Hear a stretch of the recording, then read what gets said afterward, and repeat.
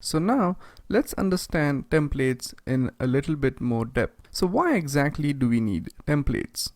So in the previous example, we had a database and we have extracted the data from the database and we have displayed that data onto the web page using HTTP response. So this is the kind of result which we get in case of using a HTTP response to display the data from the database. That is, we have these items displayed over here onto the web page.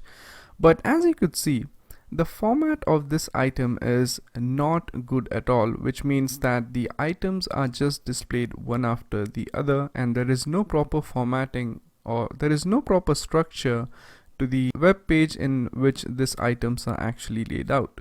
So what if you actually want to display those items in a structured manner like this? So how exactly can you go ahead and do that?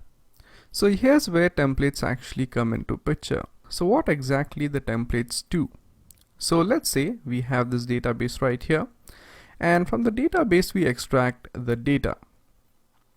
So now in order to structure the page, or in order to lay out the elements in a proper format in a structured way, we need to have some sort of HTML to it. So what HTML does is that HTML gives a structure to our web page so that the elements which are present on our web page are actually laid out in a specific manner.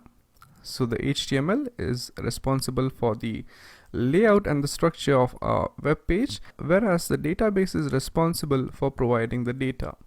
And what templates allow you to do is that template allow you to combine these two things together so that your web page not only has the data, but it also has a proper structure or a proper layout.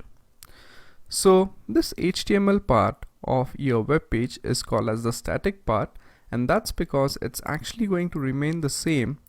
And the database part of your web page is called as the dynamic part, and that's because the data is going to constantly change.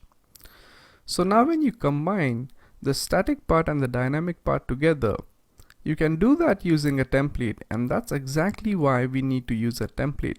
So what template allows us to do is that they allow us to combine static part with the dynamic part, and it renders it out as a single web page.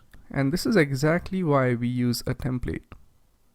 So now let's go ahead and create a template by taking an example in the upcoming lecture. So thank you very much for watching, and I'll see you guys next time. Thank you.